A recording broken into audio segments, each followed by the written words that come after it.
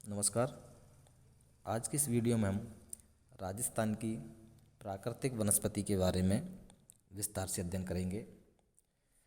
प्रकृति द्वारा प्रदान किए गए उपहारों में प्राकृतिक वनस्पति एक महत्वपूर्ण उपहार है, जो प्रदेश के प्राकृतिक पर्यावरण को निर्धारित एवं नियंत्रित करता है।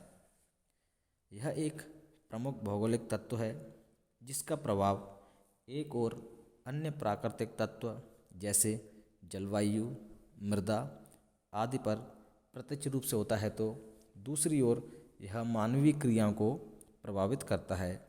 यही नहीं, प्राकृतिक वनस्पति एक आर्थिक संसाधन भी है, अर्थात इससे मानव अनेक प्रकार की वस्तुएं प्राप्त करता है, जैसे लकड़ी, गोंद, लाख, कत्था, जड़ी बूटियाँ, कंदमूल, पत्तियाँ, शहद, मोम आदि।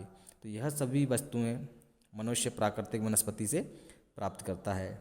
सामान्य रूप से प्राकृतिक वनस्पति से तात्पर्य वनों से लिया जाता है, किंतु इसके अंतर्गत धरातल पर उगने वाले छोटे से छोटे पौधे, घास, कटीली झाड़ियाँ आदि सभी प्राकृतिक वनस्पति के अंतर्गत सम्मिलित की जाती हैं। एक समय ऐसा था जब वनों का पर्याप्त विस्तार था, लेकिन सभ्यता के विकास, नगरीकरण और विशेषकर मानव के द्वारा अनियंत्रित तरीके से किए गए वनों के कटाव के कारण वनों का विस्तार सीमित होता जा रहा है, जो कि एक चिंता का विषय है, क्योंकि प्राकृतिक वनस्पति का सीधा प्रभाव पर्यावरण पर पड़ रहा है। जैसे वन जहाँ एक और जलवायु को नियंत्रित करते हैं तथा मिट्टी को संरक्षित करते हैं, तो दूसरी ओर प्राकृतिक वनस्पति पर्यावरण प्रदूषण को भी नियंत्रित करते हैं। ये तथ्य राजस्थान के संदर्भ में अधिक महत्वपूर्ण है, क्योंकि राजस्थान में वनों का विस्तार सीमित है और उसका विनाश भी तीव्र गति से हो रहा है, क्योंकि राजस्थान के पश्चिमी भाग में मरुस्थल का विस्तार है, जो कि निरंतर रूप से वृद्धि कर रहा है, जिसके कारण प्राकृतिक वनस्पति का भी विनाश उसी हिसाब से होता जा रहा है। राजस्थान में वनों के विस्तार एवं प्राकृतिक वनस्पति के प्रकारों की बात की जाए तो राजस्थान की प्राकृतिक संरचना इस प्रकार की है कि यहाँ भारत के अन्य राज्यों की तुलना में वनों का विस्तार अपेक्षाकृत कम है, क्योंकि राजस्थान के लगभग 60% भूभाग पर मरुस्थल का विस्तार है, जिसके कारण वहाँ पर प्राकृतिक वनस्पति भी नहीं है। प्राकृतिक वनस्पति ना होने का प्रमुख कारण वर्षा की कमी है, क्योंकि मरुस्थलीय क्षेत्र में वर्षा की मात्रा बहुत से बहुत कम होती है, जिसके कारण वहाँ पर कटीली झाड़ियों के अलावा अन्य किसी प्रकार की प्राकृतिक वनस्पति नहीं पनपती है। राष्ट्रीय वन नीति के अंतर्गत वनों का क्षेत्र 33.33% होने की अपेक्षा की गई है, अर्थात राष्ट्रीय वन नीति में कहा गया है कि धरातल के लगभग 33.33% भूभाग पर वनों का विस्तार होना चाहिए, लेकिन राजस्थान इस प्रतिशत से बहुत पीछे है। राजस्थान के कुल क्षेत्रफल के लगभग 9.57% भूभाग पर वनों का विस्तार पाया जाता है। इसके बाद बात की जाए राजस्थान में पाए जाने वाले वनों को प्रभावित करने वाले कारकों की, तो वनों को प्रभावित करने वाले कारकों में प्रमुख कारक जलवायु, उच्चावच एवं मानवीय कारक होते हैं, जिसमें जलवायु राजस्थान में वनों के विकास एवं वितरण को नियंत्रित करने वाला सर्वाधिक महत्वपूर्ण कारक जलवायु है। राजस्थान के अधिकांश भाग पर शुष्क एवं अर्धशुष्क मरुस्थलीय जलवायु पाई जाती है। अरावली पर्वतमाला के पश्चिम में थार का मरुस्थल, जो कि एक रेत का अथाह सागर है, जहाँ दूर दूर तक वृक्षों के दर्शन नहीं होते हैं। मात्र कटीली झाड़ियाँ, छोटे वृक्ष, खजूर ही बाड़मेर, जैसलमेर, जोधपुर, नागौर, बीकानेर, चूरू जिलों की प्राकृतिक वनस्पति के अंतर्गत आते हैं। इसी प्रकार जालौर, पाली, झुंझुनू, सीकर आदि अर्ध शुष्क जिलों में भी प्राकृतिक वनस्पति के रूप में खेजड़ा, बबूल, कीकर, थोक, कैर तथा अन्य कटीले वृक्ष पाए जाते हैं। तो कहने का मतलब ये है कि राजस्थान के पश्चिमी भाग में जहाँ रेत का अथाह सागर है, वहाँ पर प्राकृतिक वनस्पति के तौर पर केवल कटीली झाड़ियों में खजूर, बबूल, खेजड़ा, कीकर, थोक, कैर के ही वृक्ष पाए जाते हैं। वर्षा काल में कहीं कहीं घास भी इस क्षेत्र में उग जाती है, जो ग्रीष्म ऋतु में सूख कर कठोर हो जाती है। इसके अलावा अरावली पर्वतमाला के पश्चिम में वनस्पति सघन एवं विविधता से युक्त है। सिरोही, उदयपुर, राजसमंद, डूंगरपुर में वनों का विस्तार अपेक्षाकृत इन जिलों से अधिक है। इसी प्रकार झालावाड़, बारां, कोटा, बूंदी के अधिक वर्षा वाले क्षेत्रों में भी पर्याप्त रूप से वनों का विस्तार अधिक है। इस शेष राजस्थान में देखा जाए तो अलवर, धौलपुर, सवाई माधोपुर, अजमेर, टोंक, भीलवाड़ा के अनेक क्षेत्रों में सघन एवं कुछ क्षेत्रों में छितरे हुए रूप में वन मिलते हैं, किंतु इनका विस्तार सीमित है। तो कहने का मतलब यह है कि राजस्थान में जलवायु वनस्पति को प्रभावित करने वाला एक प्रमुख कारक है, जो कि अरावली पर्वतमाला के पश्चिम में स्थित थार के मरुस्थल में कटीली झाड़ियों के रूप में प्राकृतिक वनस्पति पाई जाती है।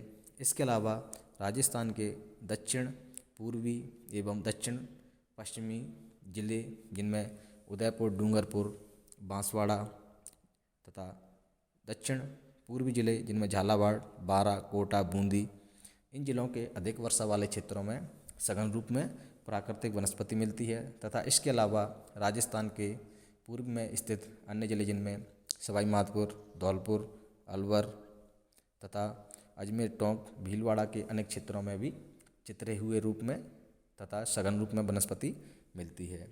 जलवायु के पश्चात प्राकृतिक वनस्पति को प्रभावित करने वाला जो दूसरा कारक है वो है उच्चावच। उच्चावच द्वितीय नियंत्रक कारक है, जो प्राकृतिक वनस्पति का संरक्षक एवं विविधता के कारण होता है। सामान्यतः ऊंचाई के साथ वनस्पति में परिवर्तनशीलता देखने को मिलती है, किंतु राजस्थान की पर्वतमालाएं इतनी ऊंची नहीं हैं कि उनमें वनस्पति का परिवर्तन देखने को मिले, किंतु आज भी जहां वन बचे हैं वे पर्वतीय क्षेत्र ही हैं। कहने का मतलब ये है कि राजस्थान के जो पर्वतीय भाग हैं उनकी ऊंचाई इतनी अधिक नहीं है जिससे कि प्राकृतिक वनस्पति में परिवर्तन देखने को मिले, लेकिन जो कुछ भी वृक्ष बचे हुए हैं वह उन प्राकृतिक वनस्पति के रूप में उन पहाड़ियों पर ही स्थित हैं। दक्षिणी अरावली के आबू पर्वत के क्षेत्र उदयपुर, चित्तौड़गढ़, भीलवाड़ा, बांसवाड़ा, कोटा, अलवर के असमतल क्षेत्र आज भी वनों को बचाए हुए हैं। अनेक अभ्यारण्य जैसे दर्रा अभ्यारण्य जो कोटा में है, रणथंभौर, सवाई माधोपुर, नाहरगढ़, जयपुर, जयसमंद, उदयपुर, सरिस्का, अलवर, कुंभलगढ़, आबू पर्वत आदि में वन प्राकृतिक वनस्पति के रूप में विद्यमान हैं। यद्यपि इनकी सघनता भी दिन प्रतिदिन कम होती जा रही है। उच्चावच के पश्चात जो प्राकृतिक वनस्पति को प्रभावित करने वाला तीसरा कारक है वो है मानवीय कारक। वास्तव में आधुनिक युग में मानवीय कारक वनों के विनाश के लिए उत्तरदायी है, जिसका प्रमुख कारण चाहे वो कृषि हेतु हो, चाहे वो अधिवास हेतु हो, चाहे सड़क के निर्माण हेतु हो या अन्य निर्माण के लिए मनुष्य द्वारा किए गए वनों का कटाव हो। यही नहीं अपितु ईंधन एवं इमारती लकड़ी हेतु वनों का सर्वाधिक विनाश वर्तमान समय में हो रहा है। मनुष्य अपनी स्वार्थपरता के कारण निर्दयी रूप से वनों का विनाश कर रहा है। यद्यपि केंद्रीय एवं राज्य प्रशासन न केवल वनों को विनाश से बचाने हेतु प्रयत्नशील है तथा वन संरक्षक हेतु अनेक वृक्षारोपण एवं वानिकी कार्यक्रम भी चला रहा है, किंतु यह प्रगति या ये कहें कि वनों के कटाव की प्रगति को रोकने के लिए प्रशासन द्वारा जो कार्य किया जा रहा है वो अपेक्षानुरूप नहीं है। तो इस प्रकार मानवीय कारक वर्तमान समय में प्राकृतिक वनस्पति को प्रभावित करने वाला एक प्रमुख कारक है। मनुष्य भवन निर्माण हेतु, सड़क निर्माण हेतु या कृषि कार्य हेतु वनों का विनाश करता है। इस प्रकार प्राकृतिक वनस्पति को प्रभावित करने वाले यह 3 प्रमुख कारक हैं। इसके पश्चात राजस्थान में पाई जाने वाली प्राकृतिक वनस्पति के बारे में बात की जाए तो भौगोलिक दृष्टि से वनस्पति की प्रकृति एवं उनमें उपलब्ध वनस्पति समूहों के आधार पर राजस्थान के वनों को 3 वृहत श्रेणियों में निम्न प्रकार विभक्त किया जा सकता है, जिसमें पहला है उष्णकटिबंधीय कटीले वन। उष्णकटिबंधीय कटीले वन इस प्रकार के वन राजस्थान के पश्चिमी शुष्क एवं अर्ध शुष्क क्षेत्रों में पाए जाते हैं। इन्हें मरुस्थलीय वनस्पति के नाम से भी जाना जाता है। इस प्रकार की वनस्पति में अधिकतर कांटेदार वृक्ष एवं झाड़ियाँ प्रमुख होती हैं। जैसलमेर, बाड़मेर, जोधपुर, बीकानेर, नागौर, चूरू, सीकर, झुंझुनू, जालौर आदि जिलों में इस प्रकार की वनस्पति की प्रधानता अधिक देखने को मिलती है। इसमें रेतीली मैदानों में झाड़ियों की प्रधानता अधिक रहती है, जबकि अर्धशुष्क भागों में खेजड़ा, रोहिड़ा, बेर, बबूल, कैर आदि के वृक्ष मिलते हैं। इनमें खेजड़ा एक बहुउपयोगी वृक्ष है जिसे राज्य वृक्ष का दर्जा दिया गया है। तो उष्णकटिबंधीय कटीले वन राजस्थान के पश्चिमी भाग में मिलते हैं, जहाँ पर रेतीले मैदानों में झाड़ियों की प्रधानता देखने को मिलती है जो कि शुष्क होते हैं, जबकि पश्चिमी राजस्थान के अर्धशुष्क जिलों में या अर्धशुष्क भागों में खेजड़ी, रोहिड़ा, बेर, बबूल, कैर आदि के वृक्ष मिलते हैं। इन वृक्षों में खेजड़ा का वृक्ष एक बहुत उपयोगी वृक्ष है जिसे राज्य वृक्ष का दर्जा दिया गया है। उष्णकटिबंधीय कटीले वन के पश्चात जो वनों का दूसरा प्रकार राजस्थान में पाया जाता है वो है उष्णकटिबंधीय शुष्क पतझड़ वाले वन। इस प्रकार के वन अरावली पर्वत श्रेणी के उत्तरी और पूर्वी ढालों पर विशेषकर अलवर, भरतपुर, धौलपुर जिलों में छोटे छोटे क्षेत्रों में फैले हुए हैं। इस प्रकार के वन सिरोही, उदयपुर, अजमेर, चित्तौड़गढ़ इत्यादि जिलों में पाए जाते हैं। इसी प्रकार के मिश्रित वन दक्षिणी पूर्वी राजस्थान के कोटा, बारा, झालावाड़, बूंदी, सवाई माधोपुर तथा डूंगरपुर, बांसवाड़ा और चित्तौड़गढ़ जिलों में भी विस्तृत रूप से उष्णकटिबंधीय शुष्क पतझड़ वाले वन पाए जाते हैं।